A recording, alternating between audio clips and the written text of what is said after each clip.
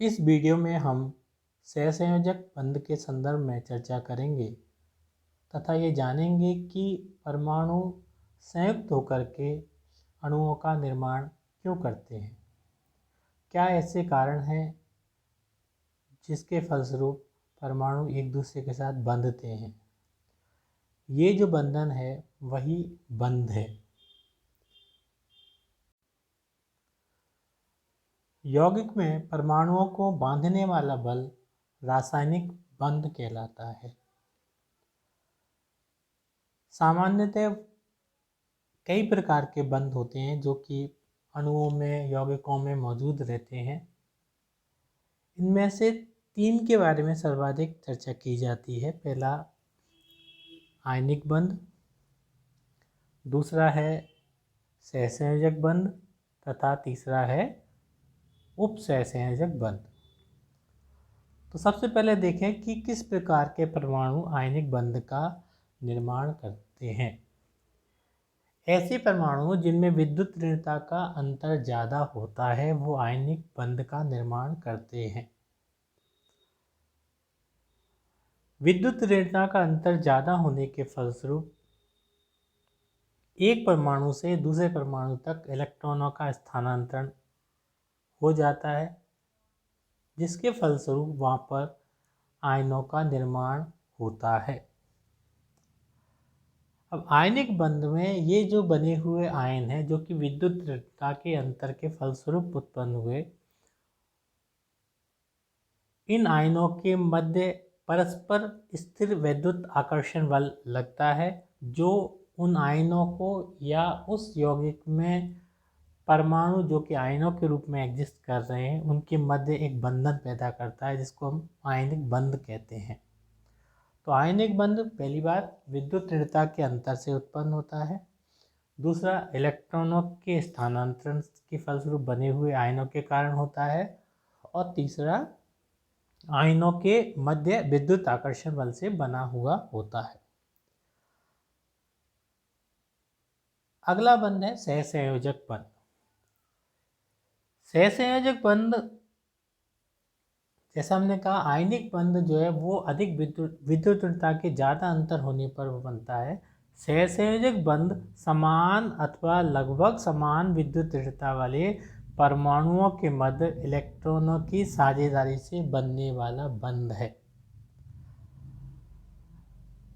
जो परमाणु सहसंयोजक बंध का निर्माण किसी अणु में या यौगिक में कर रहे हैं, उन दोनों परमाणुओं की विद्युत ऋणता या तो समान होती है या लगभग समान होती है, जिसके चलते वहाँ पर कोई भी परमाणु दूसरे परमाणु को इलेक्ट्रॉन पूरी तरह से नहीं दे पाता। तो ऐसी स्थिति में क्या होता है कि वो जो दोनों परमाणुओं पर मौजूद इलेक्ट्रॉन हैं वो साझेदारी करते हैं, और ये जो साझेदारी के इलेक्ट्रॉन हैं वो दोनों ही परमाणुओं का हिस्सा माने जाते हैं। जब ऐसा होता है तो उसके फलस्वरूप सहसंयोजक बंध का निर्माण होता है, अर्थात सहसंयोजक बंध इलेक्ट्रॉनों की साझेदारी से बनने वाला बंध होता है। अब इस सहसंयोजक बंध को समझाने के लिए अलग अलग अवधारणाएं दी गई, जिसमें सर्वाधिक प्रचलित जो अवधारणा है वो इलेक्ट्रॉन पेयर कंसेप्ट या इलेक्ट्रॉन युग्म अवधारणा है। यह अवधारणा लुईस ने प्रतिपादित की। लुईस ने सहसंयोजक बंध को इलेक्ट्रॉन युग्म के आधार पर समझाया। सहसंयोजक बंध इलेक्ट्रॉन युग्म के सहभाजन से बनता है, अर्थात जो अलग अलग परमाणु हैं उन पर मौजूद इलेक्ट्रॉनों के सहभाजन से सहसंयोजक बंध के निर्माण होगा। प्रत्येक परमाणु उतने इलेक्ट्रॉनों का योगदान करता है जितने वह बंध बनाता है। प्रत्येक परमाणु उतने इलेक्ट्रॉनों का योगदान करता है जितने वह बंध बनाता है। इसको समझे, मान लीजिए मीथेन में, जिसका कि फॉर्मूला CH4 है, कार्बन ने 4 हाइड्रोजन परमाणु के साथ 4 संयोजक बंध का निर्माण किया।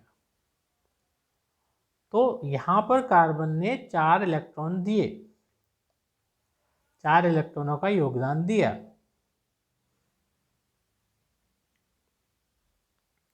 लुईस ने इलेक्ट्रॉनों को बिंदुओं द्वारा दर्शाते हुए अणुओं के सूत्र लिखे। उदाहरण के तौर पे क्लोरीन में, अब क्लोरीन देखें, इसका एटॉमिक नंबर 17 है तथा इसका electronic configuration 1s2 2s2 2p6 3s2 3p5 होता है, अर्थात इसके बाह्यतम कोश में 7 इलेक्ट्रॉन मौजूद है। अब जैसा कि हम जानते हैं कि जब कोई भी विन्यास उत्कृष्ट गैस का विन्यास ले लेता है तो वो स्थायी हो जाता है। तो ये जो क्लोरीन का परमाणु है जिसमें कि बाह्यतम कोश में 7 इलेक्ट्रॉन है, वो किसी भी प्रकार से एक अतिरिक्त इलेक्ट्रॉन लेगा। जैसे कि सोडियम क्लोराइड में वो सोडियम से 1 इलेक्ट्रॉन लेता है, आयनिक बंध बनाता है। यहाँ पर सहसंयोजक बंध बनाते वक्त वो एडजेसेंट या निकटवर्ती क्लोरीन से 1 इलेक्ट्रॉन लेगा, लेकिन यहाँ विशेषता ये होगी कि वो इलेक्ट्रॉन जो उसने निकटवर्ती परमाणु से लिया है वो बंध बनाने के पश्चात दोनों ही क्लोरीन के परमाणुओं का हिस्सा होगा। तो लुईस ने इलेक्ट्रॉनों को बिंदुओं द्वारा दर्शाते हुए अणुओं के सूत्र, यहाँ पे देखिए आउटर मोस्ट शेल में क्लोरीन के में 7 इलेक्ट्रॉन है और इन्होंने परस्पर एक इलेक्ट्रॉन का साझा करके अपना इलेक्ट्रॉनिक विन्यास उत्कृष्ट गैस विन्यास के बराबर कर दिया और इस प्रकार से क्लोरीन अणु का या क्लोरीन मॉलिक्यूल का निर्माण हुआ। अब हम दूसरी स्थिति देखें मीथेन में। मीथेन में आउटर मोस्ट शेल में जहाँ 4 इलेक्ट्रॉन हैं, अब ये 4 इलेक्ट्रॉन 4 अलग अलग हाइड्रोजन के परमाणुओं पर मौजूद एक इलेक्ट्रॉनों के साथ अलग अलग 4 बंध बनाते हैं। अब यहाँ पे देखें, चाहे पहले ऊपर वाले क्लोरीन वाले केस में देखें, क्लोरीन और क्लोरीन को जोड़ने वाली रेखा पर जो केंद्र बना हुआ है वहाँ पर 2 इलेक्ट्रॉन है, अर्थात वहाँ पर 1 इलेक्ट्रॉन युग्म है। नीचे यहाँ पे मीथेन में देखें, यहाँ पर कार्बन के ऊपर चारों तरफ 2-2 इलेक्ट्रॉनों के युग्म मौजूद हैं। तो इस मीथेन में कार्बन ने 4 इलेक्ट्रॉन उपलब्ध कराए हैं। अमोनिया के मॉलिक्यूल में देखें, यहाँ पर नाइट्रोजन के ऊपर 5 इलेक्ट्रॉन हैं, जिसमें से 3 अयुग्मित हैं और 2 युग्मित हैं। तो जो अयुग्मित इलेक्ट्रॉन है वो 3 हाइड्रोजन परमाणुओं के साथ बंध का निर्माण करेंगे और अमोनिया के मॉलिक्यूल का निर्माण होगा। इसमें जो 3 इलेक्ट्रॉन युग्म है वो हाइड्रोजन के साथ बंधित है और 1 इलेक्ट्रॉन युग्म जो नाइट्रोजन पे मौजूद है वो मुक्त अवस्था में, जो कि अमोनिया की बेसिक प्रॉपर्टी के लिए उत्तरदायी होता है। साझा किए गए इलेक्ट्रॉन युग्मों की संख्या किसी परमाणु द्वारा बनाए गए सहसंयोजक बंधों की संख्या प्रदर्शित करती है। तो जितने इलेक्ट्रॉन साझा किए गए, जैसे कि यहाँ पे अमोनिया के केस में हम देखें कि जो साझा किए गए इलेक्ट्रॉन्स हैं 3 इलेक्ट्रॉन है, 3 अलग अलग हाइड्रोजन, तो वहाँ पर 3 सहसंयोजक बनेंगे, सहसंयोजक बंध बनेंगे।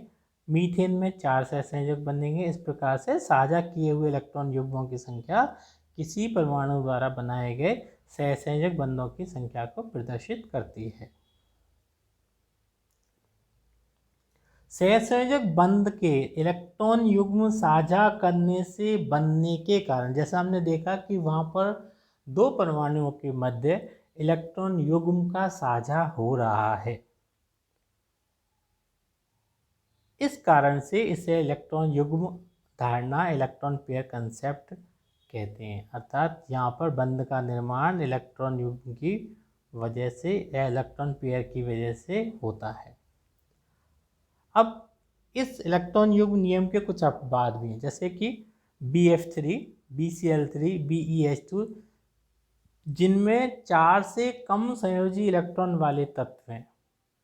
बोरोन में 3 संयोजी इलेक्ट्रॉन है, बेरिलियम में 2 संयोजी इलेक्ट्रॉन है। केंद्रीय परमाणु का अष्टक पूर्ण नहीं होता है। तो अष्टक का जो सिद्धांत पहले प्रतिपादित किया गया कि उत्कृष्ट गैसों का विन्यास वो प्राप्त करने की कोशिश करते हैं या अष्टक प्राप्त करने की कोशिश करते हैं, वो यहाँ लागू नहीं होता है। PCl5, SF6, IF7, जिनमें 4 से अधिक संयोजी इलेक्ट्रॉन वाले, फास्फोरस में 4 से अधिक 5 हैं, सल्फर में 4 से अधिक 6 हैं और आयोडीन में 4 से अधिक 7 हैं। 4 से अधिक संयोजी इलेक्ट्रॉन वाले तत्व में केंद्रीय परमाणु पर इलेक्ट्रॉन की संख्या अपेक्षित से अधिक होती है, अर्थात वहाँ पर भी उत्कृष्ट गैस के विन्यास का पालन नहीं होता है। ये इस नियम का अपवाद है। NO जैसे स्थायी अणु में कुल संयोजी इलेक्ट्रॉनों की संख्या विषम है। तो उत्कृष्ट विन्यास के लिए अपना सम संख्या में इलेक्ट्रॉन होते हैं, लेकिन NO के केस में यहाँ पर जो संयोजी इलेक्ट्रॉनों की संख्या विषम है, जो कि इस इलेक्ट्रॉन युग्म धारणा का अपवाद है। लुईस ने इलेक्ट्रॉन युग्म सिद्धांत के आधार पर सहसंयोजक बंध को समझाने का प्रयास किया। सहसंयोजक बंध के संबंध में जो आधुनिक सिद्धांत हैं, वो सिद्धांत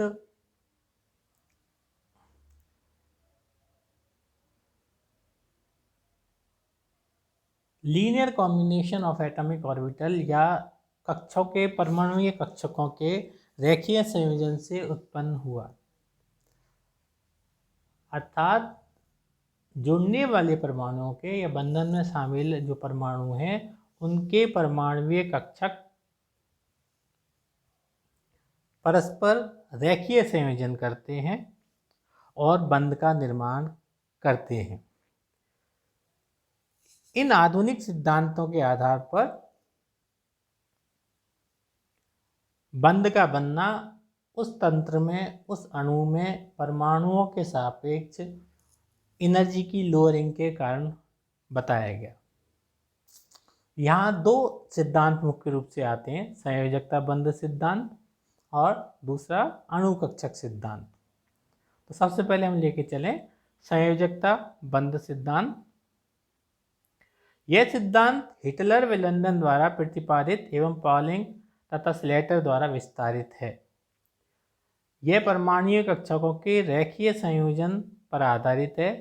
इसमें लुईस के इलेक्ट्रॉन युग्म सिद्धांत को आधार बनाते हुए, अर्थात यहाँ पर लुईस का सिद्धांत आधार बनाया गया है, क्वांटम यांत्रिकी द्वारा व्याख्या की गई है।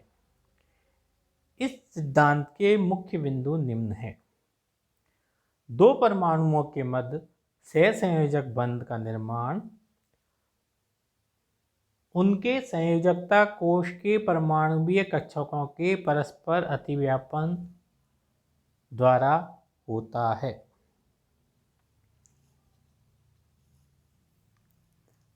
अर्थात बंध का निर्माण जो संयोजकता कोश के परमाणुीय कक्षक होते हैं, उनके अतिव्यापन या कॉम्बिनेशन के द्वारा होगा।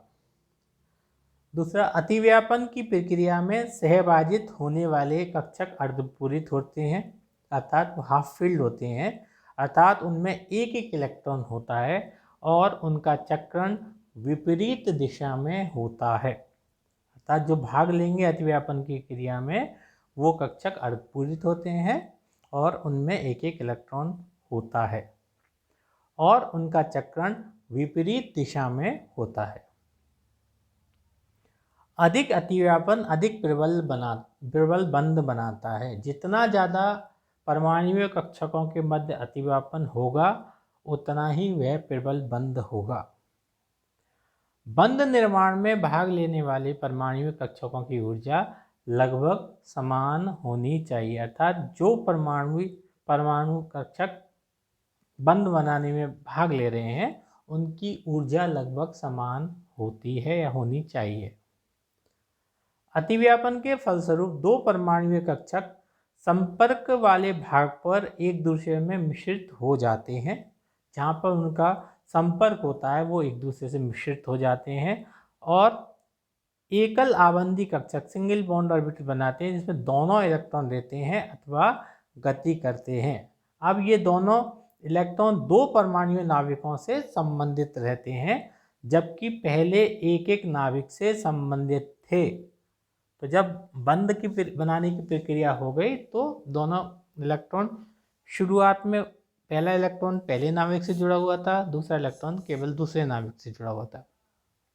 जब बंध का निर्माण हो गया तो उस बंध के निर्माण के बाद दोनों ही इलेक्ट्रॉन दोनों नाभिकों से संबंधित रहते हैं, तब बीच में इलेक्ट्रॉन का घनत्व बढ़ जाता है। कक्षकों के अतिव्यापन परिणाम स्वरूप अधिकतम इलेक्ट्रॉन घनत्व दोनों परमाणु या दोनों नाभिकों के मध्य रहता है।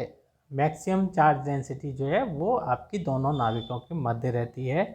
यह संकेंद्रित इलेक्ट्रॉन अभ्र ही दोनों नाभिकों को स्थिर वैद्युत आकर्षण बल के द्वारा बांधे रहता है।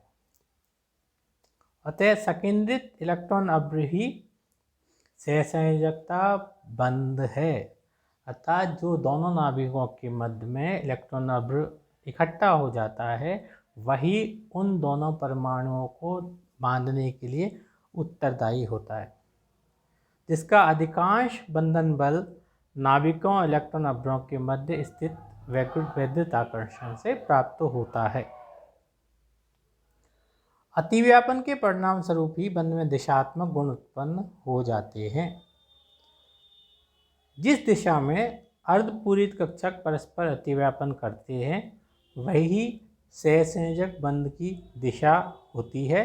अतः कहा जा सकता है कि सहसंयोजक बंध दिशात्मक होते हैं, अर्थात सहसंयोजक बंध अपने दिशात्मक होते हैं। जिस डायरेक्शन में बंध का निर्माण होता है वही सहसंयोजक बंध की दिशा होती है, अर्थात सहसंयोजक बंध दिशात्मक होते हैं। सहसंयोजक बंध दिशात्मक होते हैं, इसके बारे में अपन और आगे चर्चा करेंगे। जिसके कारण केंद्रीय परमाणु विशिष्ट मान का आबंध कोण बनाता है तथा अणु को विशिष्ट आकृति प्रदान करता है।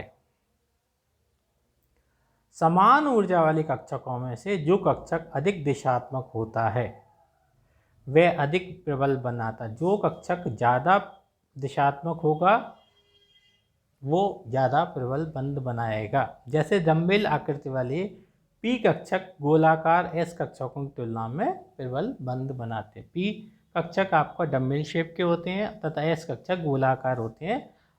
पी कक्षक ज़्यादा दिशात्मक होते हैं इसलिए वो ज़्यादा प्रबल बंध का निर्माण करते हैं।